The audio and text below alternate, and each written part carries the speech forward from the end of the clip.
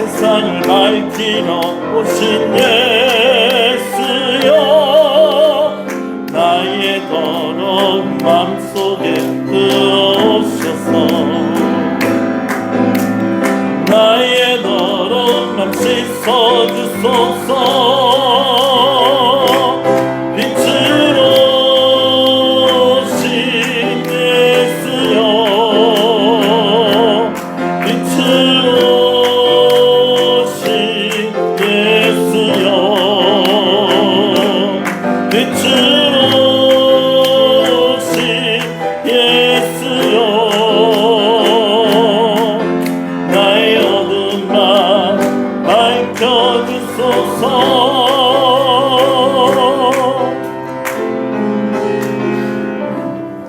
할렐루야. 신앙을 고백하시겠습니다.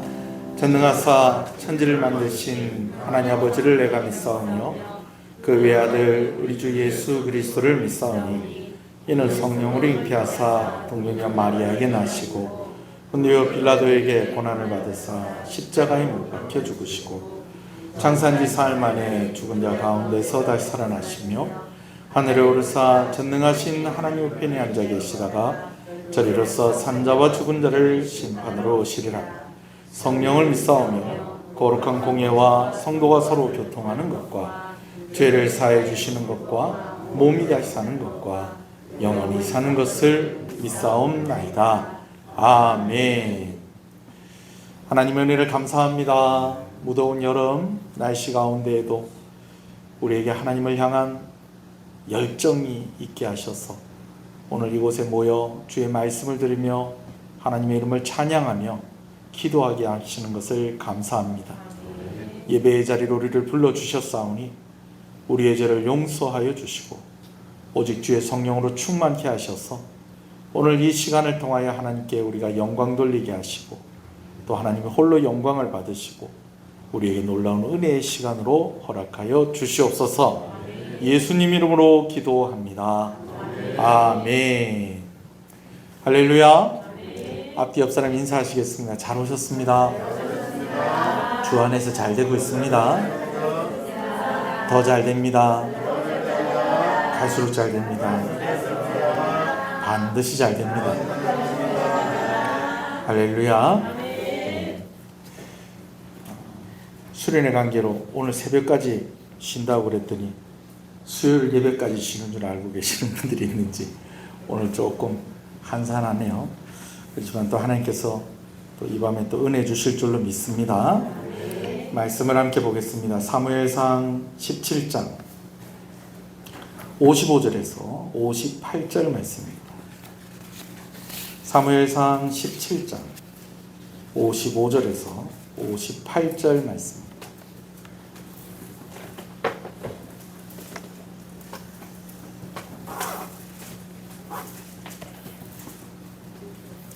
사무엘상 17장 55절에서 58절입니다.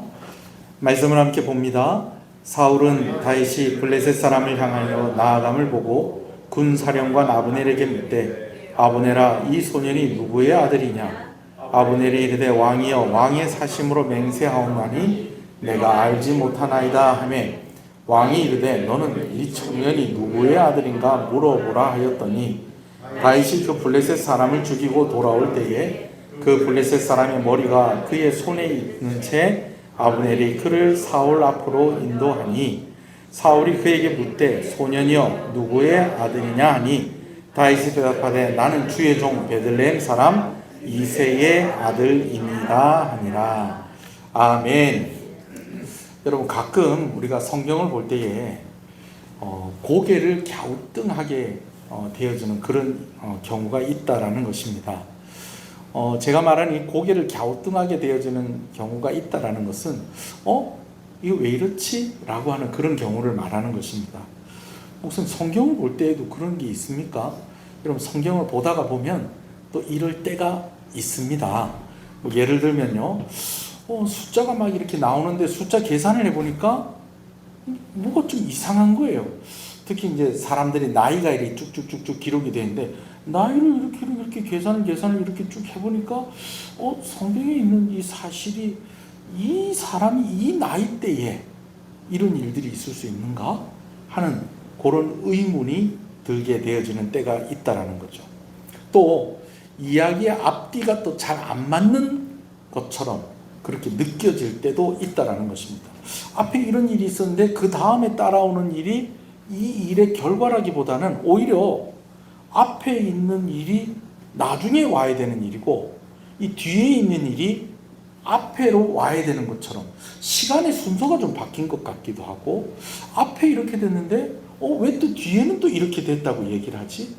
누가 누구를 죽였다고 하는데 나중에 보니까 또 그 사람은 또 다른 사람이 죽였다고 또 그렇게 성경이 기록을 하고 있는 것과 같은, 우리 교인들은 믿음이 좋아서 성경이 그럴 리가 없지, 뭐 내가 다 잘못 읽은 거고 잘못 이해한 거지, 여러분 다 그렇게 생각하는 그런 눈빛으로 이제 저를 보시네요.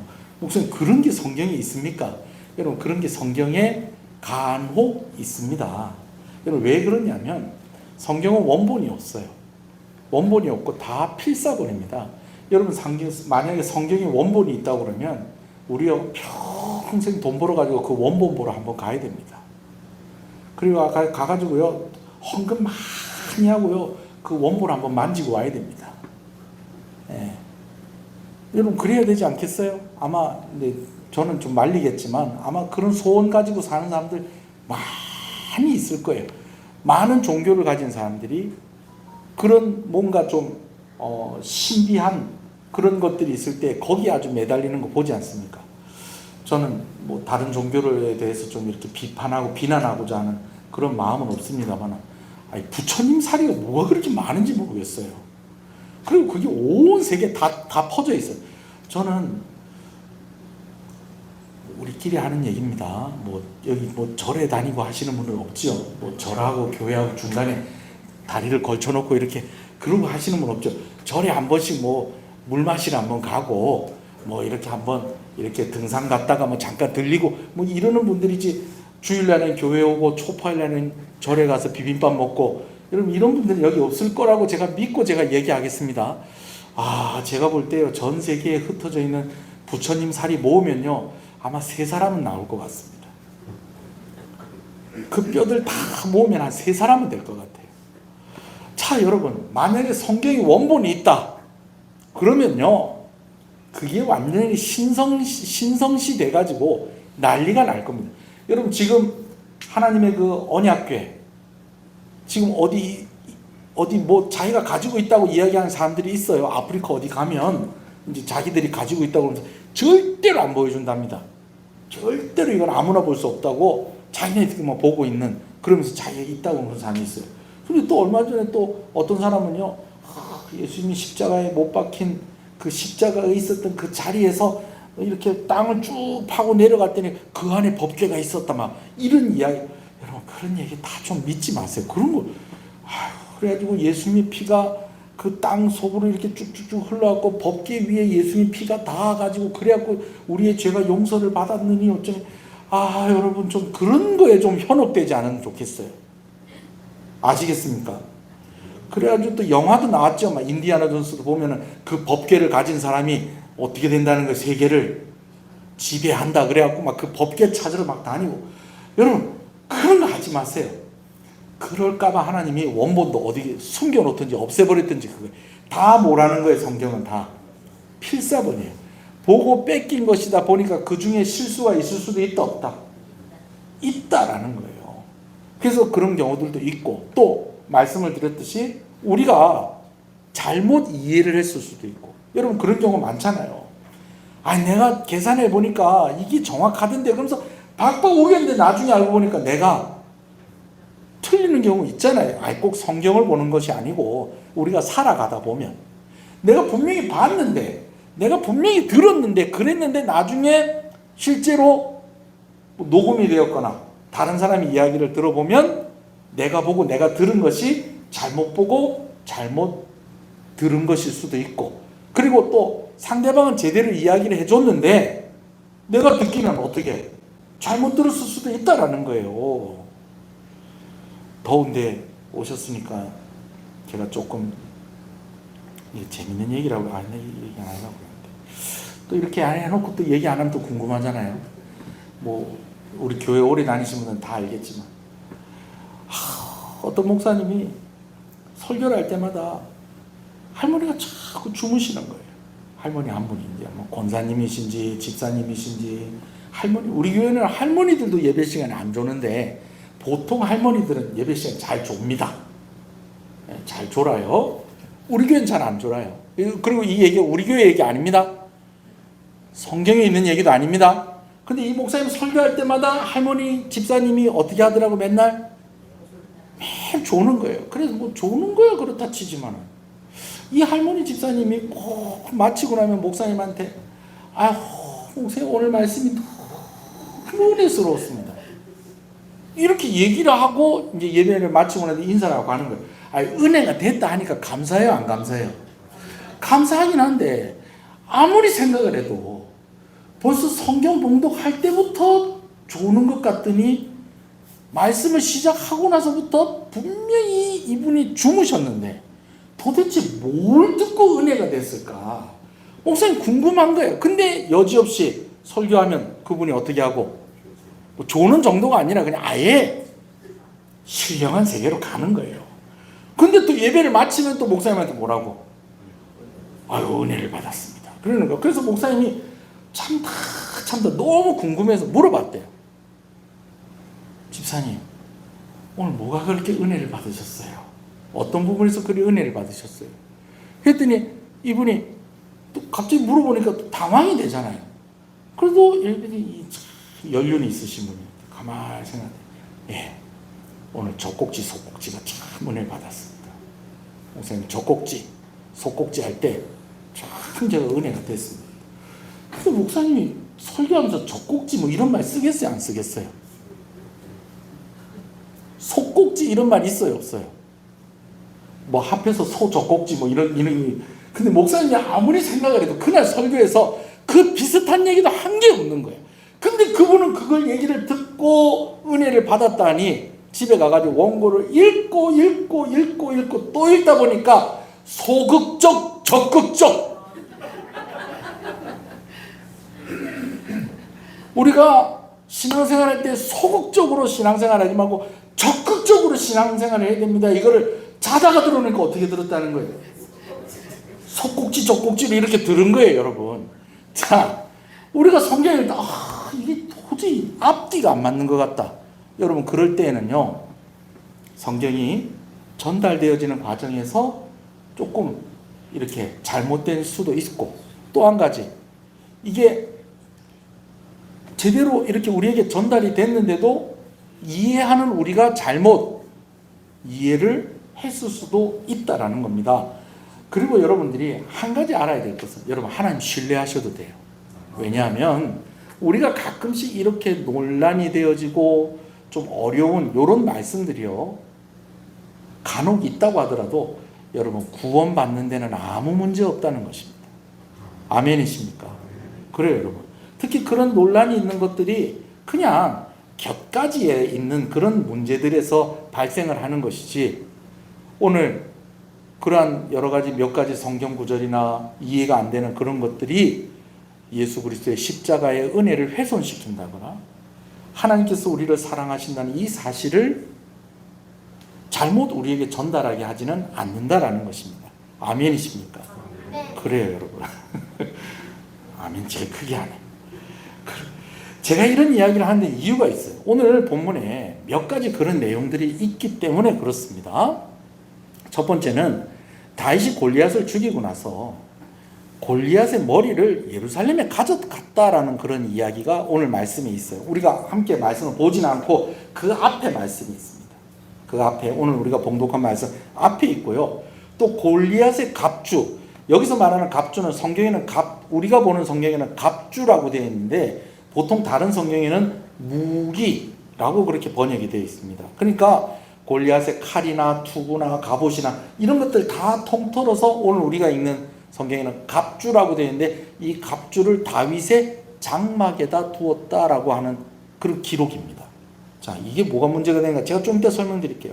또 한 가지는 사울이 마치 이제 골리앗과 싸워서 이제 골리앗의 머리를 들고 온 다윗을 만날 때, 그리고 그 이전에도 그래요. 그 이전에도 다윗이 골리앗과 한번 싸워보겠습니다라고 할 때에 사울이 마치 다윗을 처음 만나는 사람처럼 그렇게 대하는 장면이 있다는 거예요. 근데 여러분 아시다시피 우리가 보고 있는 사무엘상 17장 앞에 사무엘상 16장에 보면 이미 다윗이 사울을 만난 적이 있어요, 없어요? 있습니다. 사무엘하고 사울 왕이 결별을 했어요. 근데 사무엘하고 사울이 결별을 했을 때에 이 사울 왕이 사무엘하고만 멀어진 것이 아니었습니다. 누구하고도 멀어졌다는 거예요. 하나님과도 멀어지게 된 거예요. 그러다 보니까 이 악한 영이 사울에게 찾아와서 사울을 힘들게 하고 어렵게 할 때가 있었다는 거예요. 근데 누군가가 추천을 해서 누가 사울 왕을 만나러 옵니까? 다윗이 사울 왕을 만나게 되어서 그 앞에서 수금을 켜면서 노래할 때 무슨 노래 불렀겠어요? 찬송가 불렀겠죠. 하나님을 찬송하는 노래를 수금으로 켜면서 할 때에 악한 영이 떠나가는 일이 있었습니다. 그렇게 되니까 사울 왕이 어떻게 합니까? 다윗에게 직책을 하나 줍니다. 너는 앞으로 내 무기 맡은 사람이 되거라. 그렇게 되는 거예요. 그런데 그 일이 있고 난 이후에 블레셋과의 전쟁이 있습니다. 그러면서 그 사이에 다윗은 자기 집에 돌아갔고요. 그러다가 형들을 만나기 위해서 전쟁터에 왔다가 골리앗이 그렇게 도발을 하는 것을 보고 내가 저 골리앗과 싸우겠습니다 라고 막 떠들고 다니니까, 내가 싸우고 싶다고 떠들고 다니니까 이 이야기가 누구에게까지 들어오고 사울 왕에게까지 들어오고, 그렇게 해가지고 이제 사울 왕이 그를 불렀는데 마치 봤던 사람처럼 못 봤던 사람처럼, 못 봤던 사람처럼, 처음 보는 사람처럼 다윗을 대하는 그런 사울 왕의 모습을 봐요. 오늘 본문에도 보면 이런 내용이 있어요. 다윗이 이제 골리앗하고 싸우러 가는 거예요. 싸우러 가는데 사울이 군대 장관에게 물어요. 아브넬에게 묻기를 저 사람이 아버지가 누구냐라고 묻습니다. 저 사람이 아버지가 누구냐 물으니까 아브넬이 저 사람 모르겠는데요. 왜냐면 아브넬이 모를 만도 한 것이 거기 모인 이스라엘 백성의 그 군대에 누가 모였고 그 아버지가 누군지 그 군대 장관이 그걸 다 어떻게 다 알 거예요. 거기다가 다윗은 정식으로 전쟁에 참전하고 있는 중입니까? 아니면 참전하고 있는 첫째 형, 둘째 형, 셋째 형한테 도시락 배달온 겁니까? 도시락 배달온 거예요. 면회 온 거예요. 면회. 그러니 아브넬이 알 수가 없죠. 그러는 중에 둘이 이렇게 이야기하는 중에 다윗이 골리앗을 이겨버리고 골리앗의 머리를 잘라갖고 그래갖고 사울에게 오니까 사울이 또 묻습니다. 이번에 누구에게 물어요? 다윗에게 직접 묻습니다. 너가 아버지 누구? 너 어디 사는 너가 아버지가 누구냐? 그렇게 묻습니다. 마치 다윗을 그날 처음 본 사람처럼 그렇게 묻고 있다는 거예요. 여러분 이런 걸 볼 때에 그래, 성경은 의심스러운 부분이 많아. 벌써 오늘 사무엘상 17장에도 이 의심스러운 부분이 많잖아. 자, 첫 번째 이야기를 조금 더 자세히 해드릴게요. 다윗이요, 골리앗하고 싸웠어요. 누가 이겼어요? 다윗이 이겼어요. 그래서 다윗이 골리앗의 목을 칩니다. 목을 쳤다는 것은 골리앗의 머리를 잘랐다는 거죠. 잘라가지고 그것을 어디에 가지고 갔다는 거예요. 자, 말씀을 한번 보십시다. 51절, 52절 읽읍시다. 시작. 다윗이 달려가서 블레셋 사람을 밟고 그의 칼을 그 칼집에서 빼내어 그 칼로 그를 죽이고 그의 머리를 베니 블레셋 사람들이 자기 용사의 죽음을 보고 도망하는지라. 이제 다윗이 골리앗에게 이긴 거예요. 그래갖고 목을 탁 치니까는 이제 블레셋 사람들이 막 도망을 가는 거예요. 왜? 이 골리앗이 질 줄은 몰랐거든. 그 이제 도망을 가는 겁니다. 자, 52절을 볼까요? 시작. 이스라엘과 유다 사람들이 일어나서 소리를 지르며 블레셋 사람들을 쫓아 가이와 에글론 성문까지 이르렀고 블레셋 사람들의 부상자들은 사이라임 가는 길에서부터 가드와 에글론까지 엎드려졌더라. 여러분 이 말은 뭐냐면 원래 블레셋이 차지하고 있던 그 땅까지도 다윗이 이스라엘과 유다와 이스라엘 백성들이 이제 거기까지도 이를 정도로 대승을 거두었다는 것입니다. 무슨 얘기인지 아시겠죠? 자, 그런데 문제는 그 다음입니다. 53절. 자, 읽읍시다. 시작. 이스라엘 자손이 블레셋 사람들을 쫓아가 돌아와서 그들의 진영을 노략하였고, 자, 54절이요. 다윗은 그 블레셋 사람의 머리를 예루살렘으로 가져갔고 갑주는 자기 장막에 드니라. 자, 이게 왜 문제가 되느냐? 여러분, 당시에 유대 땅에는요, 딱 꼭 마치 섬처럼, 여기 유대인들 땅인데, 이스라엘 땅인데, 딱 섬처럼 다른 민족들이 딱 차지하고 있는 성이 하나가 있었다는 겁니다. 그 성이 어떤 성이냐면 예루살렘 성입니다. 여호수아와 갈렙과 출애굽한 이스라엘 백성들, 광야 40년 지난 이스라엘 백성들이 이제 가나안 땅 싹 다 정복을 했어요. 그리고 그때 예루살렘도 정복을 했는데 다시 이 예루살렘 땅을 이 원래 예루살렘에 살던 사람들이 차지를 하게 되어집니다. 그 사람들이 이제 누구냐면 여부수 사람들이에요. 이 여부수 사람들이 이 이스라엘의 땅 중에서 어디를 다시 빼앗아서 살고 있었다는 거예요. 예루살렘을 빼앗아서 다시 살고 있었다는 거예요. 그리고 이 예루살렘을 여부수 사람에게 빼앗아 온 사람이 누구냐면 다윗인데, 다윗이 언제 예루살렘을 뺏어 왔냐면 자기가 왕이 되고 나서 예루살렘을 뺏어 온 거예요. 근데 지금 골리앗의 머리를 잘라가지고 예루살렘에 그 머리를 갖다 놨다 라고 하는 말이 됩니까, 안 됩니까? 목사님 말씀을 듣고 보니 조금 이상하긴 이상하다. 그죠? 제 얘기를 듣고 보니 좀 이상하긴 이상하죠? 여러분, 새벽기도 말씀으로 제가 다 보내드렸던 말씀입니다. 예. 이 누굽니까?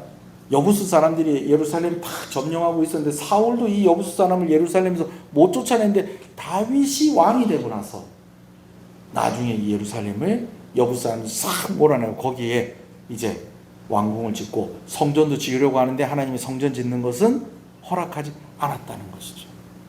자, 거기다가 또 다윗이 골리앗의 갑주를 어디에다 가지고 갔다고요?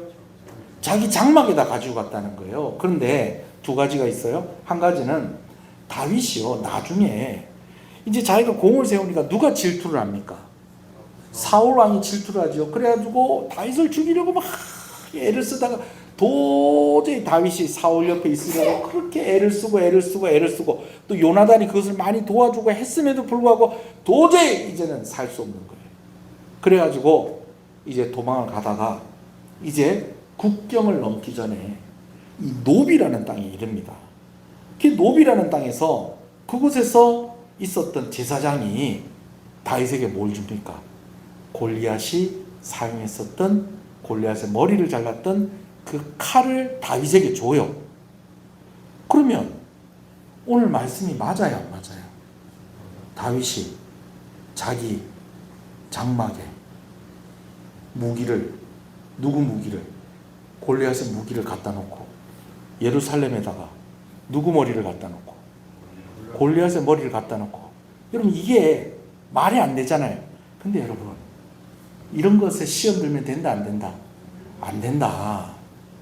잘 생각해보면 너무너무 쉬운 일이에요. 왜냐하면 오늘 이 사무엘상 이 말씀, 17장 이 말씀이 지금 다윗이 형들을 만나러 갔다가 골리앗이 도발하는 것을 보고 내가 한번 싸워보겠습니다. 그래갖고 사울왕을 만나서 사울왕이 그래 한번 네가 싸워보느라 그래갖고 자기 갑옷도 입혀주고 무기도 한번 한번 이거 들고 나가서 싸우라는데 자기한테 익숙하지 않으니까 시냇가에 가고 돌 5개 주워가지고 골리앗하고 싸웠는데 골리앗을 이겼어요. 그리고 나서 골리앗의 목이 잘리니까 블레셋 사람들이 두려워서 도망을 가고 이스라엘 사람들은 와 하면서 쫓아가면서 블레셋 사람들을 치고, 그리고 블레셋 사람들의 진영에 있었던 것들을 다 자기네들의 것이 노략을 하고 하는 그런 모습들이 쭉 이렇게 나왔다는 거예요. 그죠? 그런데 오늘 54절 말씀은 나중에 기록될 당시의 상황을 한 줄 끼워 넣은 거예요. 마치 무엇과 같으냐면 여러분 이렇게 보시면 돼요. 막 전쟁에서 이겼어요. 그래서 백성들이 블레셋 사람들을 막 추격해갖고 그들이 살고 있는 성까지 갔다가 이제 돌아왔어요. 그래가지고 블레셋 사람들이 전쟁하려고 진영을 이렇게 탁 해놓고 거기다가 온갖 보물들하고 막 이런 것들도 갖다 놨을 거 아니에요. 그죠? 그런 것들 노력하는 이스라엘 백성들의 모습과 함께 골리앗의 머리를 들고 있는 다윗의 모습, 그리고 골리앗의 그 머리를 뭘로 잘랐어요? 골리앗의 칼을 쥐고 있는 다윗의 모습 밑에 자막 한 줄 넣으면 되는 거예요. 나중에 머리는 어디로 가고 예루살렘으로 가고 칼은 어디로 가고 다윗의 장막으로. 여러분 이러면 문제가 돼요, 안 돼요? 한 개도 문제가 안 되는 겁니다. 근데 성경을 읽을 때 마음이 꼬꾸라지면 어떻게 되냐? 아, 이거 앞뒤가 안 맞다. 앞뒤가 안 맞다. 조금만 생각해 보면 이거 아무 문제도 아니다는 거. 자, 오늘 두 번째로 이제 좀 다시 정리를 하겠어요. 자, 1절에서 53절까지는 다윗이 골리앗을 만나기 전에 이야기부터 골리앗이 이기고 난 이후에 이스라엘 군대가 블레셋을 물리치고 기존의 블레셋 땅까지 거기까지 추격을 했다가 이제 이 블레셋 사람들이 가지고 왔던 것들을 다 탈취하는 거기까지 기록이 되어 있고, 54절은 훗날 다윗이 왕이 된 이후에 이제 이때까지 이때 가지게 된, 그러니까 이 전쟁에서 가지게 된 골리앗의 머리를 어디에다 옮겨놨다고? 예루살렘에 갖다 놨고, 무기는 어디에다가 갖다 놨다고? 다윗의 장막에 두었다라는 것을 언급을 살짝을 한 것으로, 여러분 그렇게 정리를 하면 됩니다. 여러분 그래요, 안 그래요? 여러분 그렇습니다. 참고로 말씀을 드리면 이게 왜 언급이 된 것일까 하는 것인데요, 이 이후에 다윗이 이제 사람들은 다 다윗을 칭송을 합니다. 사울이 죽인 자는 얼마요? 천천히요. 다윗이 죽인 자는 만만이다. 여러분 그러니까 사울 왕이 다윗을 시기해서 다윗이 쫓기는 신세가 됩니다. 그렇죠? 쫓기는 신세가 됐는데 나중에요, 다윗이 국경을 넘어서 다른 나라로 갔는데 누가 시비를 걸라고 하는데 다윗이 뭘 갖고 있는 거야? 큰 칼을 하나 가지고 있는 거예요. 근데 아는 사람이 있는 거예요. 그 칼이 누구 건지. 저거 누구 칼인데? 골리앗 칼인데 저거 왜 저 사람이 가지고 있지? 저 사람 누군데? 다윗이란다. 헐, 저 사람이 다윗이야? 골리앗 죽인 사람 그 다윗 저 사람 맞아? 아유, 저 칼 가지고 있다 이거. 건드리면 되겠다, 안 되겠다? 안 되겠다. 이 칼이 여러 싸움 막아준 거예요. 거기다가 나중에 왕이 됐어요. 왕이 됐는데, 다윗이 이제 왕이 됐는데 벌써 골리앗 죽인 지는 몇십 년 지났잖아요. 사람들이 다윗이 골리앗을 이겼단다 하는 이야기를 들을 때요, 그 현장에서 본 사람들은 그걸 다 믿겠는데 때로 반기를 들고 싶은 사람들도 있었다는 거예요, 다윗에게. 근데 그런 사람들이 하는 이야기가, 에휴, 옛날에 그런 일이 있었다. 진짜 뭐 골리앗이 키가 뭐 3m나 됐겠어? 진짜 돌 한 방에 맞고 그래 죽었겠어? 에이, 우리 왕이 다윗이 그렇게 했을 리는 없어 하는 사람한테 딱 뭐 보여주면 되는 거예요? 키가 3m니까 머리도 크겠다 작겠다? 키는 3m인데 머리는 요만하고 그렇진 않을 거 아니에요. 거기다가 그 돌이 어디에 맞았다는 거예요? 골리앗에 이마에 맞았는데 이마에 맞고 떨어졌다. 그냥 거기 박혔다. 박힌 거예요. 어쩌면은 나중에 해골이 됐겠죠, 골리앗의 머리가. 그죠? 근데 거기 그대로 박혀 있을 수도 있어요. 성경이 어떻게 됐다고 뭐 돌이 빠졌다 박혀 있다 그런 언급은 없지만 딱 그거 보여주면 뭐가 되는 거예요? 다윗이 골리앗 이겼다는 증거가 되어지는 것이죠. 할렐루야. 여러분 소원하는 것은 다윗에게 이 두 가지가 다윗이 승리한 증거였다는 거예요. 여러분들의 삶에도 하나님이 함께 하시는 증거가들이 있기를 간절히 소원합니다. 옛날에 전쟁이 터지면요, 상대방 적장에 목을 잘라가지고요, 그걸 매달아 놓기도 하지만요, 왕들 같은 경우, 왕의 머리나 중요한 장수의 머리 같은 경우에는요, 상자 같은 데 이렇게 담아가지고 한 곳에다 모아놨어요. 그 왜 모아놓냐면 내가 이 많은 사람들을 이겼다는 거예요. 그걸 과시하기 위해서.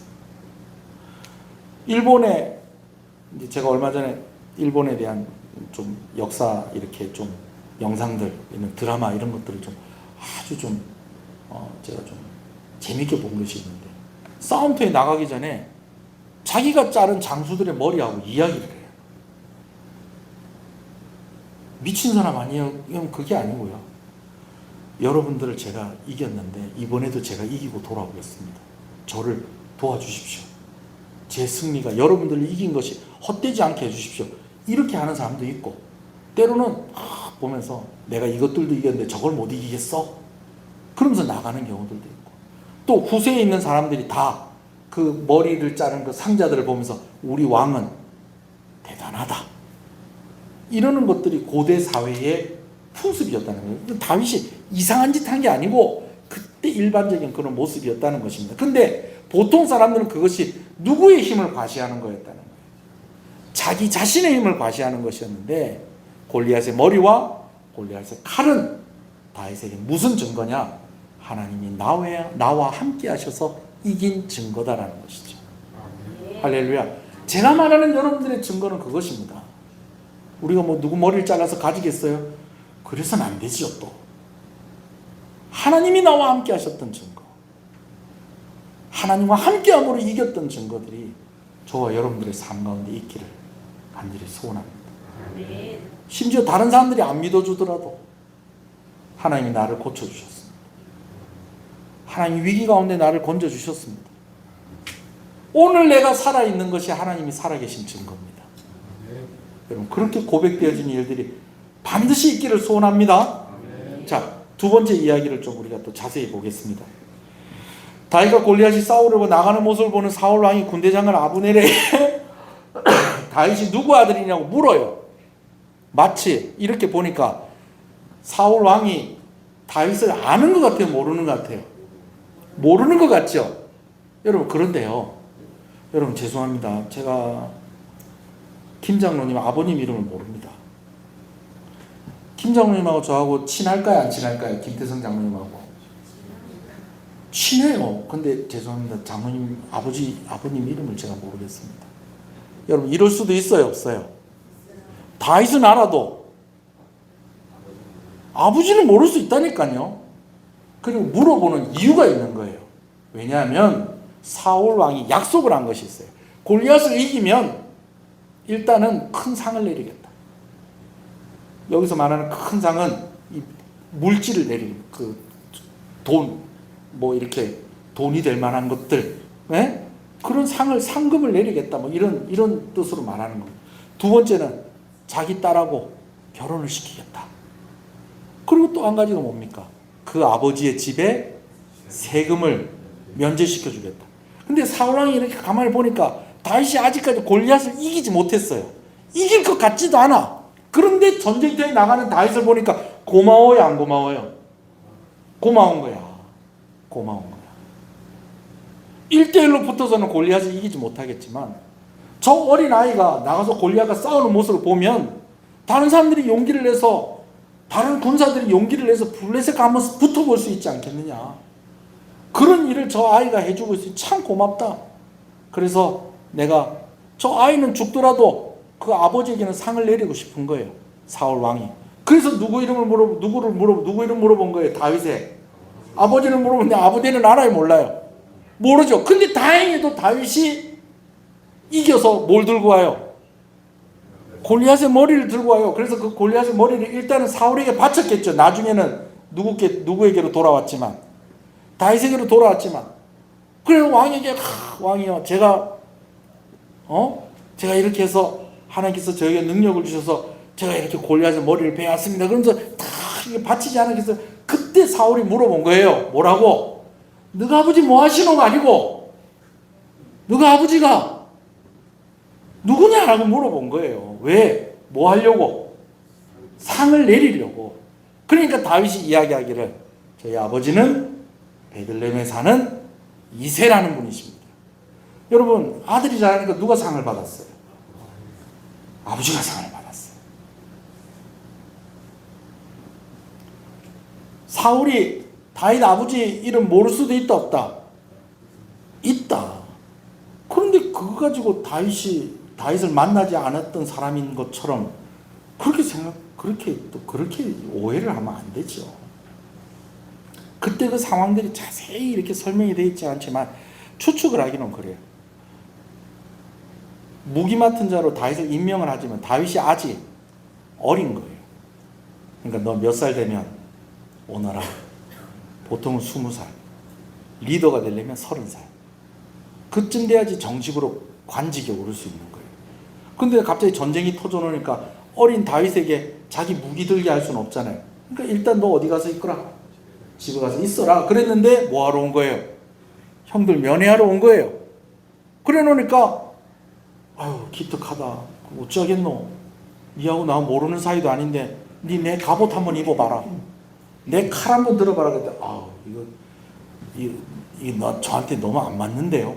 그냥 저는 제가 쓰던 거 저에게 익숙한 걸로 싸우겠습니다. 그러면서 돌멩이 주스러 가가지고 휙휙 하고 툭 해가지고 툭 죽여갖고 툭 들고 온 거 아닙니까? 그럼 약속한 게 있으니까 이제 누구를 물어보는 거예요? 아버지를 물어본 것입니다. 여러분 이런 걸로 고민하는 게 아니고요. 우리가 진짜 고민해 봐야 될 건 이런 거예요. 오늘 말씀이 왜 이렇게 마무리가 되어지고 있느냐는 것이죠. 다윗이 지금 어떻게 하다가 형들 전쟁터에 나간 형들 만나러 갔다가 골리앗이 도발하는 것을 보고 골리앗과 싸우고 싶다고 그러니까 그것이 왕에게까지 전해지고 왕의 허락을 받아서 골리앗하고 싸워서 골리앗하고 싸움에서 이겼어요. 그래서 골리앗의 머리를 왕에게 가지고 갔더니 그 왕이 다윗의 무엇을 물어봤다는 거예요? 아버지의 이름을 물어봤다는 거예요. 이것이 의미하는 것이 무엇이냐? 저는 오늘 우리가 다른 거 다 놓치고 이해가 안 되더라도 이거 이해하고 돌아갔으면 좋겠어요. 뭐냐면요. 오늘 하나님이 우리 때문에 영광을 받으신다는 거예요. 우리가 잘하면 하나님이 영광을 받으신다는 거예요. 우리가 승리하고 우리가 이기면, 그리고 우리가 승리하고 우리가 이기는 것도 누구 때문에 이기는 건데? 하나님 때문에 이기는 것인데 우리가 승리하고 이기면 또 누가 영광을 받으신다는 거예요? 하나님이 영광을 받으신다는 거예요. 아멘이십니까? 이번 주 어제까지 중고등 수련회가 진행이 됐어요. 제가 이제 오후 특강을 맡아가지고 이제 둘째 날 오후에 특강을 이야기하는데 이제 특강 주제가 태도입니다. 태도인데 제가 MBC 출신의 김민식 PD의 강의를 들으면서 이 이야기를 좀 아이들한테 좀 해줘야 되겠다 해가지고 이제 그분이 했던 이야기를 참고해가지고 이제 아이들하고 좀 말씀을 좀 나누었었어요. 이분이 하는 이야기가 그래요. 이전에는 사람이 경쟁력이 있다라고 할 때는 기술 가지고 있는 사람이 경쟁력이 있었어요. 또 지식이 많은 사람이 경쟁력이 있었어요. 그런데 지금 시대가 변해가지고 어떻게 변했냐면 이 기술을 무엇이 대신하냐면 기계들이 대신해요. 이 지식을 뭐가 대신하냐면 AI나 컴퓨터가 대신하는 거예요. 그래서 옛날에는 공부할 때에 막 많이 외우고 하는 게 중요했어요. 그래서 많이 외우고 하면 점수 잘 받았어요. 근데 요즘은요, 많이 외우고 뭐가 할 거 필요 없어요. 여러분, 가지고 있는 핸드폰에 검색하면 돼요. 그래요, 안 그래요? 검색하면 다 나와요. 다 나와요. 외우고 할 거 없어요. 핸드폰 없는 사람 있어요? 옛날만큼 그렇지가 않다는 거예요. 거기다가 막 이제 요즘은 AI가 무섭습니다. 오늘도 제가 어떤 선전을 봤는데 그 글 쓰려고 그렇게 애쓰지 마십시오. 주제어만 탁 해주시면 저희가 만든 프로그램이 거기에 맞춰서 글 쫙 써드리겠습니다. 목사님들도 요즘 막 찬반 논란이 있는 것이 AI에다가 저도 한번 해봤어요. 챗GPT. 거기다가 제가 설교했던 내용 에베소서 4장 1절에서 5절 말씀을 개혁주의 입장에서 정리해 주세요 그랬더니 놀랍게도 제가 설교한 거 거의 비슷하게 쫙 정리를 해주더라고요. 깜짝 놀랐습니다. 그 목사도 설교 준비할 필요 없이 그냥 AI에다 딱 해가지고 그거 요리대로 딱 가지고 오면 되겠네요. 그렇죠? 그건 아니죠. 그건 아니죠. 여전히 우리가 기술도 있어야 되고 여전히 지식도 있어야 됩니다. 수련회 첫날에 4시 반부터 찬양하는데 찬양을 할 수가 없는 거예요. 왜냐하면 이 빔 프로젝트하고 저 컴퓨터하고 연결이 되어 있는데 날씨가 더워 놓으니까 이 둘 다 열을 받아가지고 화면이 안 나오는 거예요. 어떡하겠어요? 역시 우리 교회 노하우가 있어 놓으니까 시간이 이렇게 바꿔가지고 그거 수습할 때까지 이렇게 조치를 취하면서 또 다른 프로그램을 하면서 그 다음에 이제 그 컴퓨터하고 잘 안 되니까 방송실에 있는 노트북 연결 딱 이렇게 하고 이렇게 해가지고 짠 해갖고 수련회 잘했습니다. 할렐루야. 지식이 있고 기술이 있고 여러분 그렇게 돼야 돼요. 챗 GPT가 있잖아요. 그것도 지식이 없으면 안 됩니다. 챗 GPT에 그냥 질문한다고 다 좋은 답이 나오는 게 아니에요. 질문을 잘해야지 좋은 답이 나와요.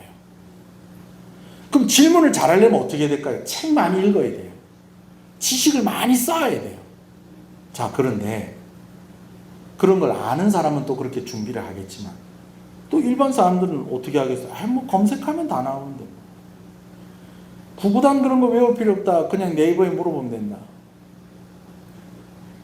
한글도 몰라도 된다. 그냥 말로 음성으로 해도 다 들려준다. 유튜브가 왜 이렇게 많이 그렇게 요즘 각광을 받습니까? 글로 읽는 거 귀찮다는 거예요. 말해주라는 거예요. 보여주라는 거예요. 그러면서 사람은 이상해진다는 거예요. 여러분, 그런데 그런 가운데에 경쟁력을 가질 수 있는 것이 무엇이냐? 태도라는 겁니다. 태도. 이 사람이 어떤 태도를 가지고 살아가는 사람이냐 하는 것이 이 사람의 경쟁력이 된다는 것이죠. 그래서 제가 아이들한테도 참 많이 강조하는 것이 뭐냐면 우리 교회에도 그렇죠. 이렇게 제가 가끔씩 이렇게 예배 시간에 좀 저하고 얼굴이 안 보이고 앞사람하고 얼굴이 가려져 있는 분들은 좀 이쪽으로 좀 이렇게 자리를 정리해 주십시오. 제가 꼭 그렇게 하잖아요. 그죠? 지금은 자연스럽게 예배 시간에 저희 교회 예배당 의자가 이렇게 꽉 차니까 그런 걸 할 필요가 없는데 개척 초기에는요. 저기 한 사람 앉아있고 여기 한 사람 앉아있고 여기 한 사람 앉아있고 어쩔 때는 이쪽에만 다 앉아있고 여기는 아무도 안 앉아있어. 그러면 제가 그냥 예배드리지 않습니다. 예배 자리를 정돈을 합니다. 정돈을 딱 해요.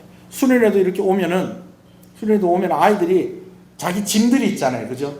짐들이 있어서 의자를 뒤로 쫙 밀어놓고 바닥에서 이제 말씀을 듣고 프로그램 진행을 하거든요. 그럼 제가 그냥 시작하지 않습니다. 짐들 깨끗하게 정리 딱 해놓고 왜? 이제부터 하나님 말씀 들을 거다. 우리 은혜 받을 건데 이런 자세와 이런 태도를 가지고는 안 된다. 바닥에 있으니까 여러분들 그래도 의자에 있을 때는 이 의자 자리에 맞춰서 이렇게 쭉 앉으면 바닥에 앉을 때는 여기 앉고 저기 앉고 여기 앉고 저기 앉고 그럴 수 있잖아요. 싹 다 다시 일어나라고 그래갖고 조별로 2줄씩 맨 뒤에 기대지 말고 하나님 앞에 마음을 딱 새로운 마음을 가지고 그렇게 딱 해갖고 정돈 딱 하고 난 뒤에 예배 딱 시작하고 수련회 시작하고 그렇게 합니다. 가끔씩 그런 경우 처음 개척한 지 얼마 안 됐을 때는 이쪽 자리만 3사람 앉고 여기는 아무도 안 앉고 여러분 이럴 때도 제가 시선이 이쪽으로만 가면 좀 그러니까 이쪽으로도 갈 수 있도록 여기 계신 분 한 분 이쪽으로 옮겨 주십시오. 저 뒷자리에 있지 말고 좀 앞쪽으로 당겨 주십시오. 여러분 생각나시죠? 제가 그렇게 하는 거 아시죠? 왜 그렇습니까? 어떤 태도를 가지느냐에 따라서 은혜가 다른 거예요. 은혜가. 제가 늘 하는 이야기 중에 하나, 요즘은 우리 성도들은 이제 아주 훈련이 돼가지고 예배 시간에 저하고 눈이 몇 번 마주쳐야 된다고요? 자, 저를 보세요. 3번 이상 마주쳐야 된다는 거예요. 예. 그러려면 어떻게 되느냐? 여러분은 많은데 저는 혼자잖아요. 그럼 나하고 눈이 3번 마주치려면은 고개가 이렇게 떨어지거나 다른 데 쳐다보고 이러다가는 3번 본다 못 본다? 3번 못 볼 수도 있다니까요. 그러나 제가 그렇게 하는 것은 무엇이냐면 그런 태도와 자세를 가지고 말씀을 들을 때에 받는 은혜가 다르다는 거예요.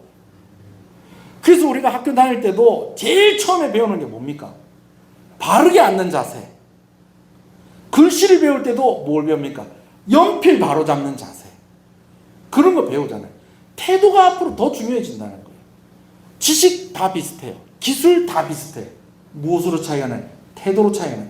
논술이요? 논술 다 챗GPT다 하면은 다 써준다니까요. 자기소개서 다 써준다니까요. 그럼 어떻게? 직접 만나는 거지. 그래서 이 사람이 말하는 걸 들어보는 거예요. 어떻게 앉아있고 어떻게 행동을 하고 그런 걸 보는 것이 중요하다라는 것이죠. 그래서 이제 이걸 가지고 이제 아이들하고 이야기를 하면서 태도가 남다른 사람한테는 이 3가지 정이 있다는 거예요. 한번 따라 합시다. 애정, 열정, 충정. 자, 다시. 첫 번째 뭐예요? 애정, 열정, 충정. 이 3가지가 여러분들이 있기를 소원합니다. 애정이 뭘까요? 사랑하는 마음. 열정은 더 열심히 일하는 그런 그야말로 열정. 충정은요, 충성하는 마음입니다. 애정은 굳이 구별을 하자면 다른 사람에 대한 태도.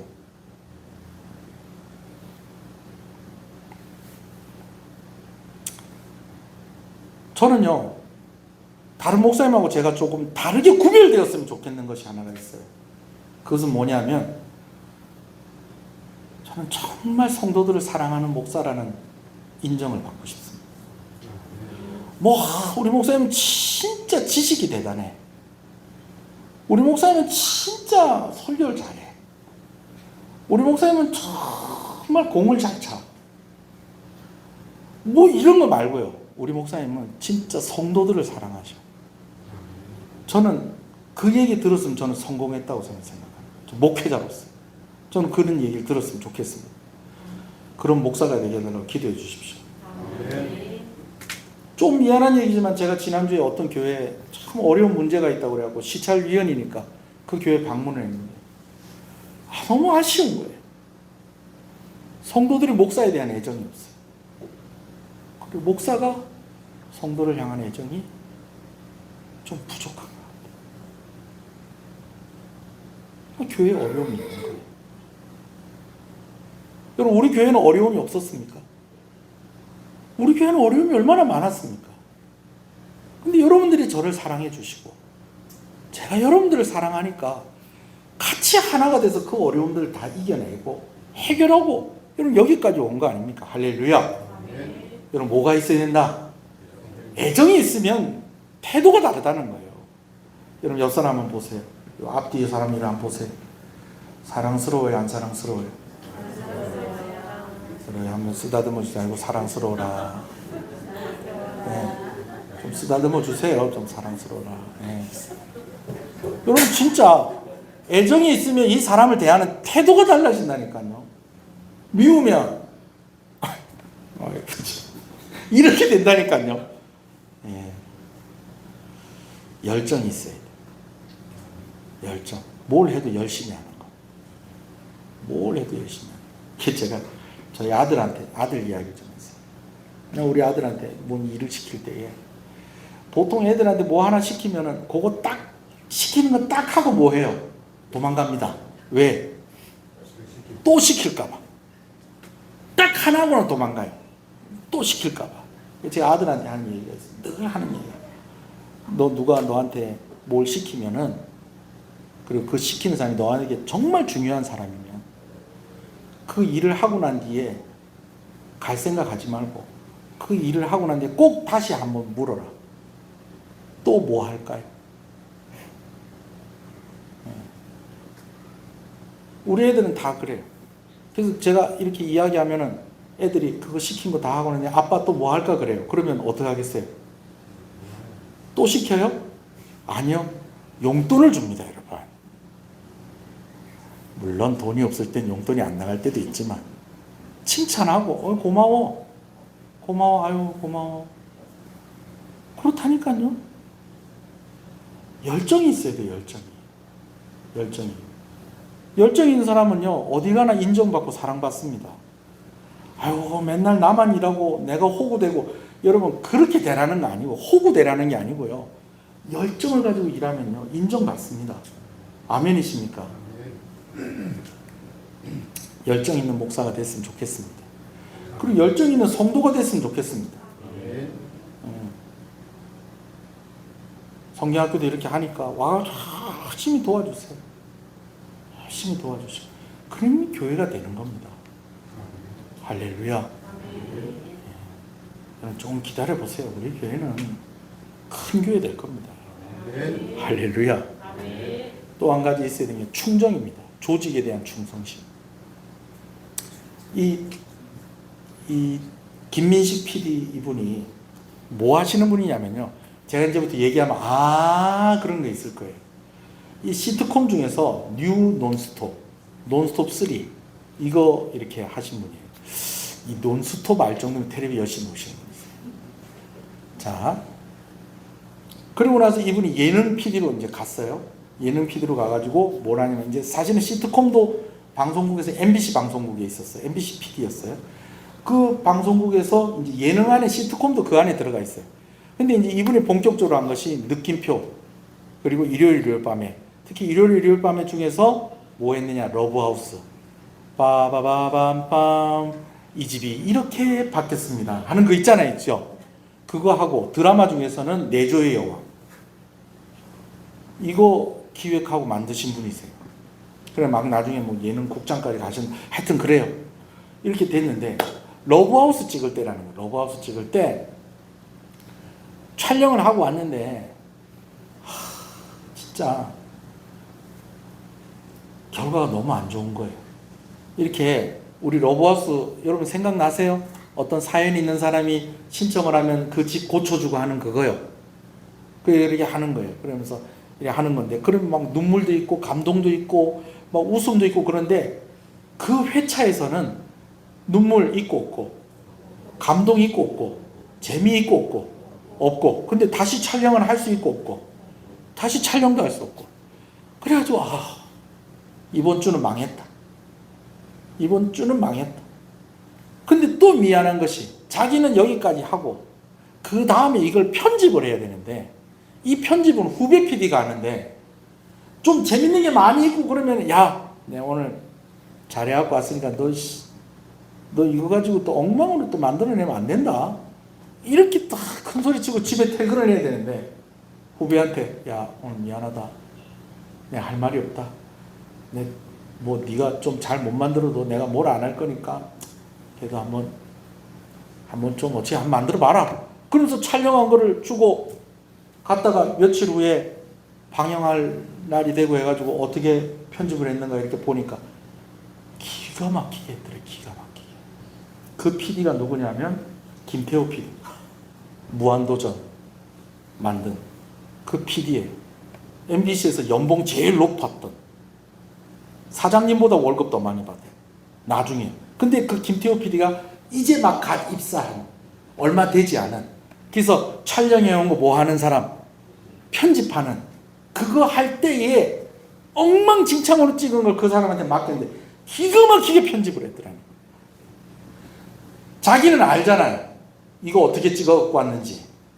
웃음 있고 없고, 재미 있고 없고, 감동 있고 없고, 눈물도 없는 이런 거를 해가지고 그 PD한테 줬더니 기가 막히게 편집을 해놨더라니. 그래가지고 물어봤대. 야, 너 어떻게 이렇게 해놨냐? 그때 김태호 PD가 뭐라고 얘기를 하는 거 아니? 이렇게 이야기를 하더래요. 선배님, 화면 상단에 MBC 로고가 박히지 않습니까? 화면이 나가는 내내 상단에 MBC 로고가 박히는데 이거 제가 아무렇게나 만들 수가 없었습니다. 그래갖고 며칠 밤낮을 세워가지고 진짜 요 쓰레기 같은 거를 작품을 만들어 놓은 거예요. 자기 후배를 보고 감동을 받았다. 김태호 PD가 왜 그렇게 열심히 했다고요? 화면 상단에 MBC 로고가 박히니까. 자기는 이 회사에 대한 애사심이 대단한 거예요. 나는 MBC PD다. 우리 방송국은 세계 제일의 방송국이다. 그래서 이 방송국에서 내보내는 방송이 쓰레기 같은 게 나가면 안 된다. 최선을 다해서 만들기 시작을 하고, 그러다 보니까 그런 태도를 가진 사람이 나중에 어떻게 되더라는 거예요. 사장님보다 월급을 더 많이 받는 그런 PD가 됐다는 거죠. 여러분, 눈치채셨습니까? 여러분, 오늘 우리가 살아가는 삶에 우측 상단인지 좌측 상단인지 아니면 그 밑에 있든지 로고가 늘 박혀 있다니까요. 사람들이 볼 때에 저 사람은 예수 믿는 사람이다. 저는요, 살다가 진짜 멋있는 사람을 만나면요, 궁금해져요. 이 사람 혹시 예수 믿는 사람 아닐까? 그러면 정말 많은 사람들이 예수 믿는 사람인 경우들이 있는 것을 보게 되어집니다. 여러분, 왜 사울 왕이, 다윗이 골리앗의 머리를 들고 왔을 때에 그 아버지의 이름을 물어봤을까요? 아버지에게 상을 주려고. 근데 왜 이 이야기가 다윗이 골리앗을 승리한 그 마지막 마무리로 이렇게 기록이 되어 있는 것일까요?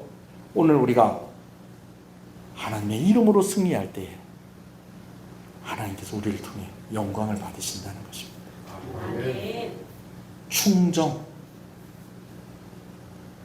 그것이 있는 목사가 되었으면 좋겠고 여러분들이 되었으면 좋겠습니다. 다윗이 왜 골리앗과 싸우러 갑니까? 하나님과 하나님의 백성들의 이름이 모욕을 당하는 게 싫은 거예요. 우측 상단에 MBC가 있는데 이 화면을 보고 사람들이 욕하는 게 싫은 거예요. 그러니까 맨날 며칠을 밤을 새워가지고 작품을 만들어낸 거예요. 전쟁터에 나가서 형들한테 형들 꼭 살아 돌아와야 돼요. 이거 맛있게 먹고 힘내세요. 그냥 이렇게 돌아올 수가 없었던 거예요. 저 거인이 하나님의 이름을 모욕하고 하나님의 백성들을 모욕하는 그것을 참을 수가 없었던 거예요. 그래서 하나님의 이름을 가지고 나아간 겁니다. 만군의 여호와의 이름으로 나아가노라.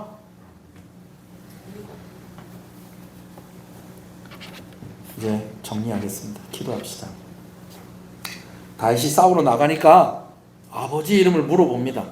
그리고 다시 이기고 돌아오니 아버지 이름을 또 물어봅니다. 우리가 살아갈 때에 우리 인생의 화면 상단에 하단에 어디에 있을까요? 보이지 않는 로고가 있다는 거예요. 다른 사람들이 볼 때에 저 사람 예수 믿는 사람인데 사람들만 그렇게 볼까요?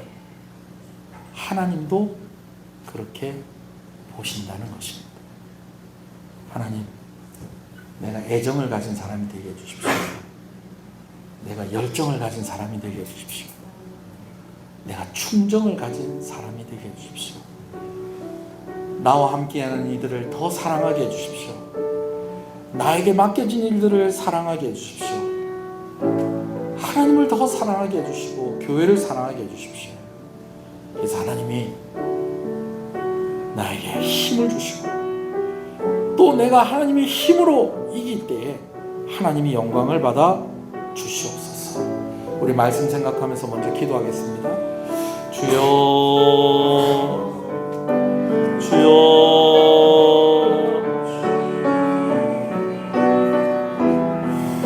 주여.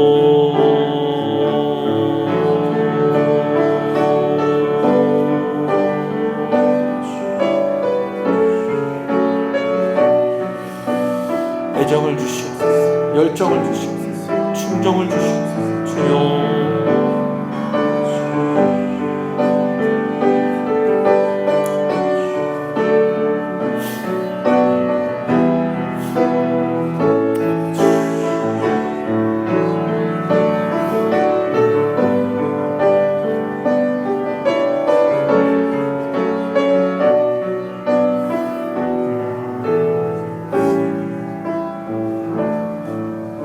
다윗은 남다른 태도를 가지고 있는 사람이었습니다. 그가 그의 백성을 사랑하는 왕의 마음을 가졌습니다. 하나님을 사랑하는 그 마음을 가졌습니다. 그에게 맡겨진 일들을 사랑하는 마음을 가지고 있었습니다. 그럴 때 그가 하나님의 이름으로 승리할 수 있었고 그가 승리할 때에 하나님이 영광을 받으셨습니다. 남다른 태도가 우리에게 있기를 간절히 소원합니다. 다른 사람들을 사랑하는 마음, 하나님께서 나에게 맡겨주신 이들을 사랑하는 마음, 또 나에게 맡겨주신 일들을 사랑하는 마음, 무엇보다도 하나님이 사랑하는 나를 사랑하는 마음, 그리고 하나님을 사랑하는 마음, 하나님께 충성하는 그 마음이 우리 가운데 있으므로 우리가 세상이 감당하지 못할 그런 일들을 이루어내게 하시고 그렇게 하나님께 영광을 돌리게 하여 주시옵소서. 무더운 여름 가운데 우리 성도들 건강하도록 하나님 지켜주시고 치료 중에 있는 성도들, 치료 중에 있는 성도들의 가족들, 또 회복하는 가운데 있는 성도들과 성도들의 가족들을 주께서 기억하여 주시옵소서.